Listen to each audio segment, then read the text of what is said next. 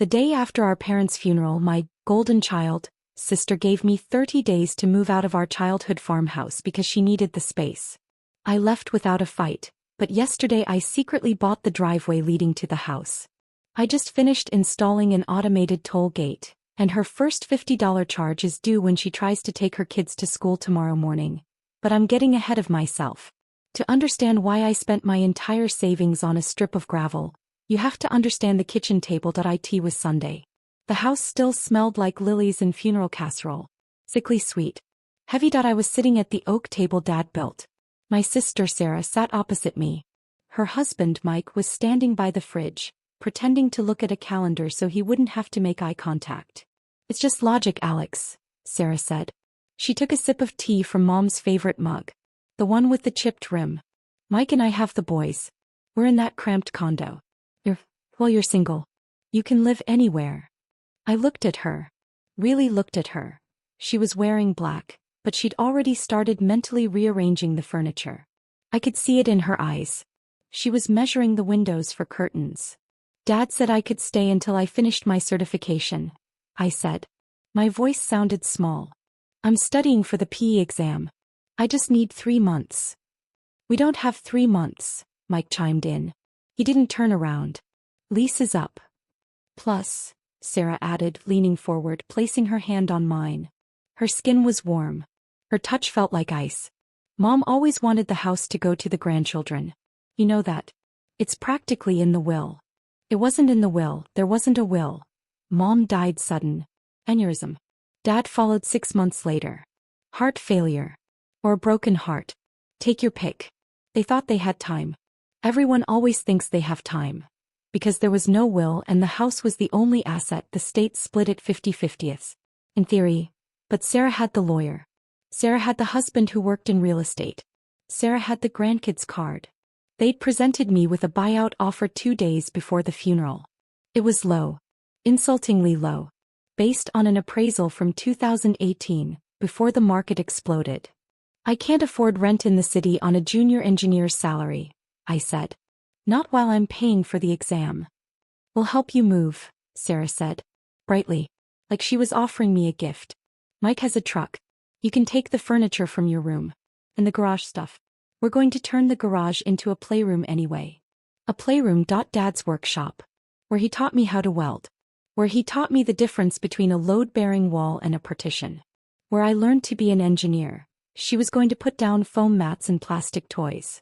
30 days, Sarah said. Her voice hardened. The sweetness evaporated. Legally, since we're majority owners now that we bought out your share. Well, once you sign the paperwork we can set the timeline. We need you out by the 1st. I hadn't signed anything yet. But looking at them, the united front, the confidence, the sheer entitlement, I realized something. I couldn't win. Not this way. They had the momentum. They had the moral high ground of the family. I was just the younger sister. The mechanic. The one who liked math more than people. I said. Sarah blinked. She expected a fight. She was ready for tears. Okay. Yeah. You're right. The boys need the space. I stood up. I didn't finish my coffee. I'll be out in 30 days.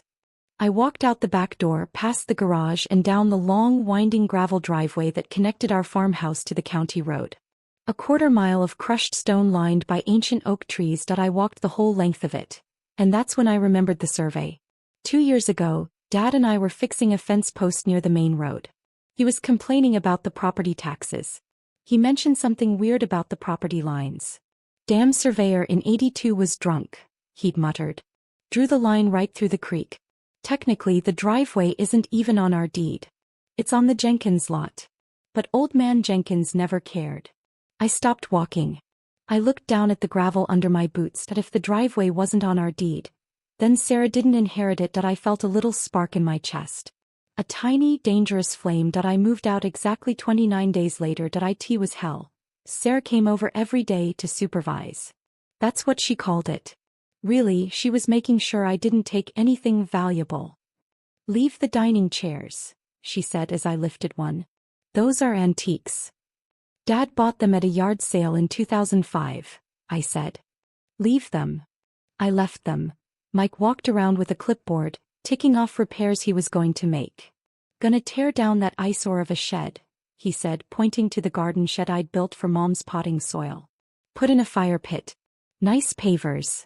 I packed my clothes, my books, and every single tool in the garage. That was the only fight we had. Mike needs those tools, Sarah said, standing in the driveway, hands on her hips. For the renovations. Mike doesn't know a Phillips head from a flathead, I said. I didn't shout. I just kept loading the truck. These are mine. Dad gave them to me. I'm calling the police, she threatened. Call them, I said. I have the receipts. For the welder. The compressor. The saw. I didn't.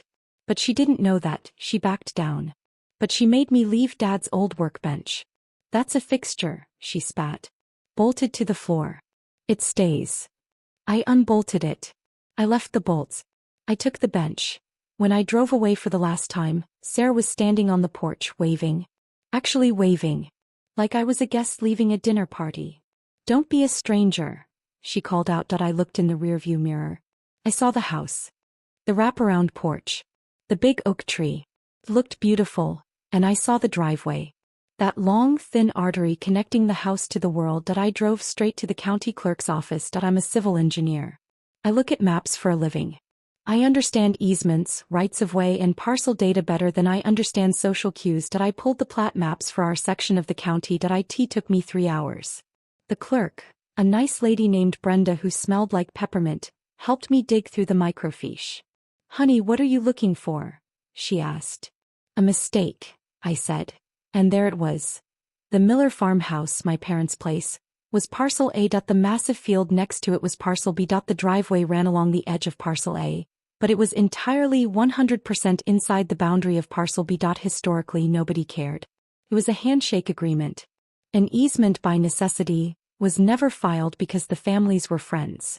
But then I looked at who owned parcel B. It wasn't Old Man Jenkins anymore. He died 5 years ago. The land had gone to a bank in a foreclosure settlement. It was listed as non-buildable swampland because 80% of it was wetlands. It had been on the market for 4 years. Price.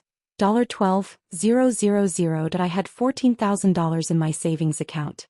That was my wedding fund, that I didn't have a groom for, and my emergency fund. I stared at the map. If I bought parcel B, I owned the land the driveway sat on. And because there was no recorded easement, Sarah was trespassing every time she went to buy milk. I didn't buy it immediately. I had to be smart. If Sarah or Mike found out I was interested, they'd outbid me just for spite. Mike had connections. He could pull a loan in an hour. So I created an LLC. Marshland Conservation Group. Sounds boring, right? Sounds like a bunch of birdwatchers. I contacted the bank's asset manager. I offered $8,000 cash for the distressed wetland parcel. They countered at $10,000. I accepted. The closing took 3 weeks. Those were the longest 3 weeks of my life. I was living in a studio apartment above a bowling alley. It smelled like stale beer and floor wax. Meanwhile, Sarah was posting on Facebook. So blessed to be raising my boys in the home I grew up in. Asterisk photo of Mike tearing down my garden shed. Photo of the boys running down the driveway with the caption, "Our private kingdom." I liked every single post. I commented, "Looks beautiful. So happy for you guys." I played the role perfectly. The defeated sister. The one who moved on. Gray rocking, my therapist calls it. You make yourself as uninteresting as a rock so the narcissist gets bored and leaves you alone. It worked.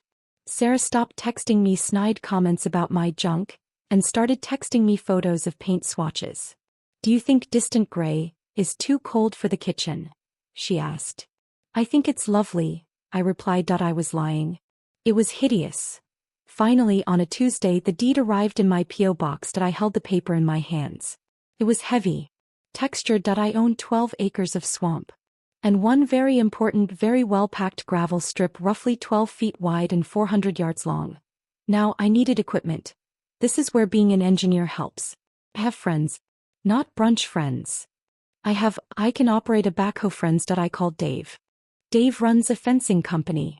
"Dave," I said, hypothetically, "if I wanted to install a commercial-grade barrier gate, like the ones at parking garages, but heavy-duty, how fast could we do it?"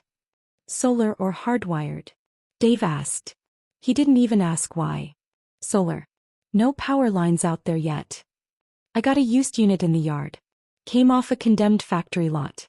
Bright yellow. Reinforced arm. Indestructible. How much? For you. A case of beer and cost of parts. Deal. We scheduled the install for a Sunday night. Sarah and Mike always went to his parents' house 2 towns over on Sunday nights for dinner. They usually didn't get back until 9 p.m. We had a 4-hour window. This is petty, Alex, Dave said as we loaded the concrete mixer onto his truck. Dave, I said, checking my watch. They threw out my dad's workbench. Dave stopped. He looked at me. He knew my dad. Get the rebar, he said. We're making this permanent. We worked in silence. The sun went down and we switched to headlamps. The location was perfect. Just 20 feet in from the main county road. Far enough that a car could pull off safely, but close enough that you couldn't back up easily if there was traffic. We dug the footings. Poured the quickset concrete. Bolted down the heavy steel housing of the gate mechanism. Dave wired up the solar panel and mounted it on a 10-foot pole. Then the piece de resistance. The terminal. I'd bought a ruggedized outdoor payment kiosk online. It had a card reader, a keypad and a camera. I synced it to a Stripe account I'd set up under the LC. I programmed the display. Private road. Access fee. $50.00 and no turnaround. We finished at 8:45 p.m. Looks official, Dave said, wiping sweat from his forehead. It did. The yellow arm was lowered, blocking the entire width of the driveway. To the left and right, the drainage ditches were deep and muddy. There was no driving around it unless you wanted to sink a minivan in 3 feet of swamp muck. Let's go, I said. We drove my truck into the brush on my new property, the swamp side, and waited. 9:12 p.m. Headlights appeared. It was Mike's SUV. I could see the silhouette of the kids in the back. They turned off the main road. They saw the reflective tape on the gate arm. Mike slammed on the brakes. I watched through my binoculars. The SUV idled. The brake lights cast a red glow on the gravel. Mike's door opened. He stepped out. He walked up to the gate. He kicked the base. It didn't budge. Concrete is stubborn like that. He walked over to the kiosk. The screen lit up, bathing his confused face in a soft blue light. He read it. He read it again. He ran back to the car. I could see him gesturing. Sarah got out. She was wearing her Sunday best. She marched up to the machine. She pulled out her phone. She was calling me. My phone buzzed in my pocket. Incoming call. Sarah. I let it go to voicemail. She called again. I watched her stomp her foot. Literally stomp. Like a toddler. Then she did the only thing she could do. She reached into her purse, pulled out a credit card and shoved it into the machine. Beep. The arm lifted. Sarah got back in the car. They drove through. The arm lowered automatically behind them. My phone pinged. Stripe. Payment received. $50.00. I sat in the dark cab of the truck and let out a breath I didn't know I'd been holding for a month. $50, Dave whispered. Damn. That's just the entry fee, I said. Wait until they have to leave for work tomorrow. I went home and slept like a baby. The next morning I was up at 6 a.m. I made coffee. I opened my laptop. I had access to the gate camera feed. At 7:45 a.m. The SUV rolled down the driveway. School run time. They stopped at the gate. It was closed. The sensor detected the car. The screen lit up. Exit fee. $50.00. I zoomed in on the camera feed. I could see Sarah in the driver's seat. She was screaming. Her mouth was moving so fast. She was hitting the steering wheel. She rolled down the window and pressed the help button on the intercom. The call routed to a burner phone I had sitting on my desk. I picked up. I used a voice modulation app. Just a slight pitch shift. Bureaucratic. Marshland Conservation Group Automated Assistance, I said. Who is this? Sarah shrieked.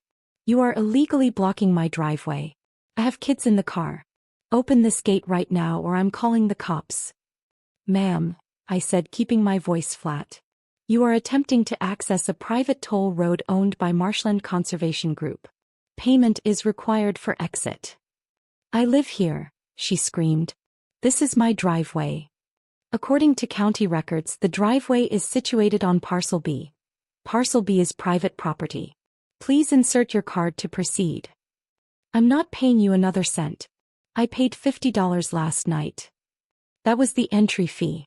This is the exit fee. I'm calling the police. That is your right, ma'am. However, you are blocking the easement. Please clear the lane. She hung up. I watched on the camera. She sat there for 10 minutes. Then she reversed. She tried to turn around, but the driveway is narrow. She almost put her back wheel in the ditch. She had to drive all the way back to the house. The kids were going to be late for school. 30 minutes later, a sheriff's cruiser rolled up to the gate from the main roadside. It was Deputy Miller, no relation. Good guy. Used to go fishing with Dad. I saw him get out, look at the gate, scratch his head, and look at the sign. My phone rang. My real phone. Alex. It was Sarah. Hey Sarah, I said, sounding sleepy. What's up? Did you do this? Do what? The gate. The gate on the driveway. The police are here. Well, is everyone okay? Stop playing dumb. Mike said he saw a truck that looked like Dave's last night. Did you put this up? Sarah, I live in an apartment above a bowling alley. I don't have money for gates. Then who did? I don't know. Did you check the property lines before you kicked me out? Silence. Dead silence. Officer Miller wants to talk to you, she hissed. Put him on. Alex. Miller's voice was tired. What's going on here? Hey Jim. I think Sarah is having a dispute with the new owners of the lot next door. The swamp lot. The swamp lot. Yeah. I did some research when I was moving out. Turns out the driveway isn't on the farm deed. It crosses the neighbor's land. I think a company bought it recently. Well, Miller sighed. Technically, if it's private property, it's a civil matter, Jim, I said. The magic words. Police hate civil matters. They can't enforce property disputes without a court order. Yeah, Jim said. It looks like it. I'll tell her. He hung up. I watched the camera. Jim talked to Sarah through the gate. She was waving her arms, pointing at the house. Jim shrugged. He got back in his cruiser and left. Sarah stood there, alone, defeated by a yellow metal arm. She got back in the car. Beep. Stripe. Payment received. $50. By Wednesday, the toll gate was the talk of the town. Small towns love drama, but they love land disputes even more. It's like a spectator sport. I went to the diner for lunch. I sat at the counter. Heard about your sister's trouble, Old Man Harry said, pouring my coffee. Terrible thing. Some big corporation bought the land. Marshland Conservation Group, I said, blowing on my coffee. Sounds serious.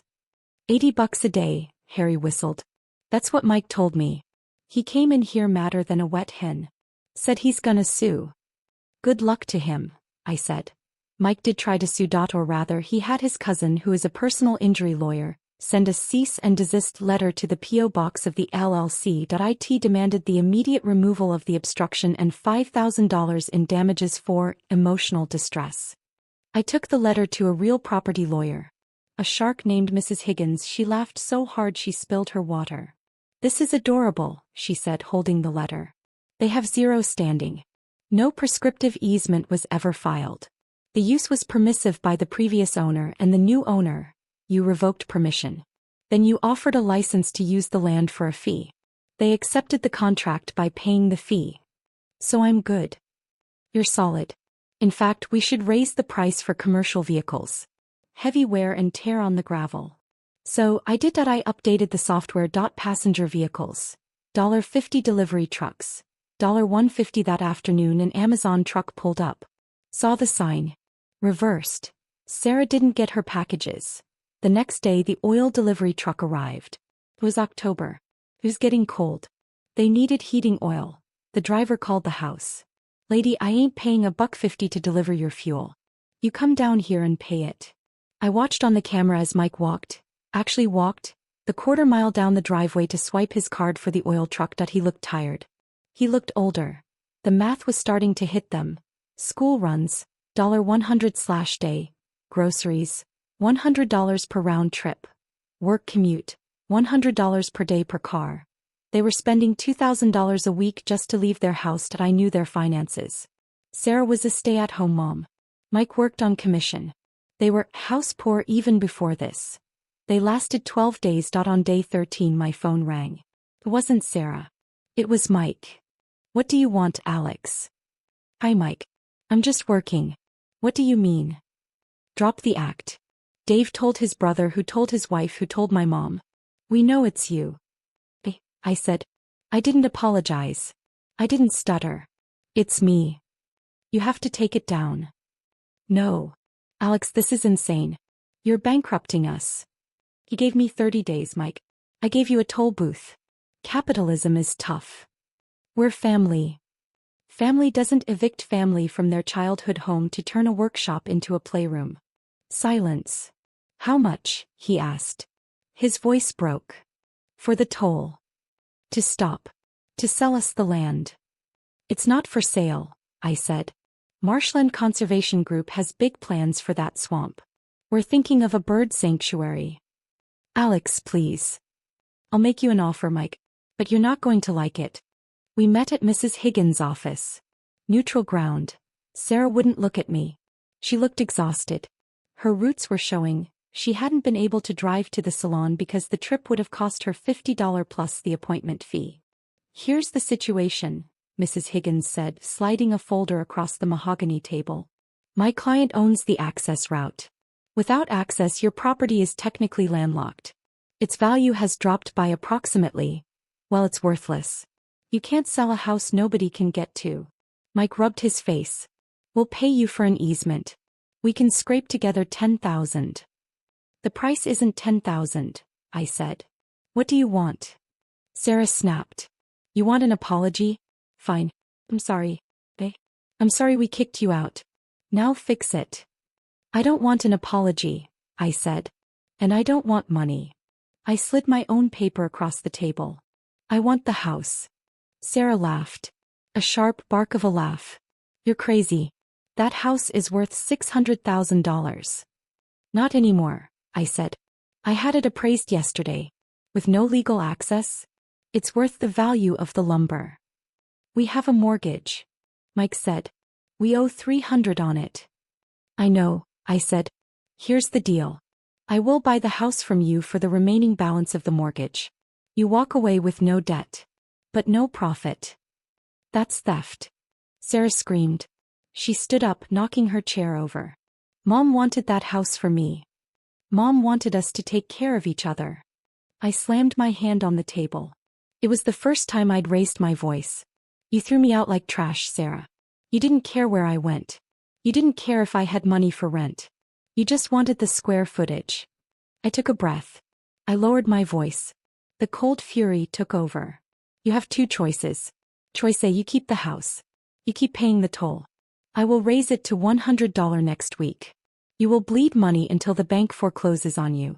And guess who will buy it at the foreclosure auction for pennies? Me. I leaned in. Choice B, you sign it over today. I pay off your mortgage. You move back to your condo. You break even. Sarah looked at Mike. Mike looked at the spreadsheet I had laid out. The column of toll fees. The projection of their bankruptcy. We can't afford the tolls, Sarah, Mike whispered. Sarah started to cry. Not the fake, manipulative tears. Real, ugly, defeated tears. It's not fair, she sobbed. No, I said. It's not. But it's legal. They signed the papers an hour later. I moved back in 2 weeks later. The first thing I did was remove the toll gate. I kept the yellow arm, though. I mounted it on the wall of the garage as a trophy. It took me a month to undo the damage they'd done. I repainted the kitchen. Distant gray was depressing, so I went back to Mom's buttercream yellow. I brought Dad's workbench back. I had to bolt it into new holes, but it covered the scars on the floor where Mike had tried to install rubber mats. I didn't move in alone. I got a roommate. A rescue dog named Toll. He's a mutt with one ear that stands up and one that flops over. He likes to sleep on the porch. The town still talks about it. Some people think I'm a monster. They say I swindled my own sister. But most people, the ones who knew Dad, the ones who saw me hauling lumber while Sarah got manicures, they wave when they drive by. Mrs. Higgins told me that what I did was ruthlessly efficient. I take that as a compliment. I invited Sarah and Mike for Thanksgiving this year. I sent a formal invitation. Location: the Miller farmhouse. Time: 2:00 p.m. Parking. Free. They didn't come. That's okay. I had plenty to be thankful for. I sat at the oak table Dad built. I drank coffee from Mom's chipped mug. I looked out the window at the long winding driveway. My driveway. It was quiet. It was peaceful, and best of all, it was paid for.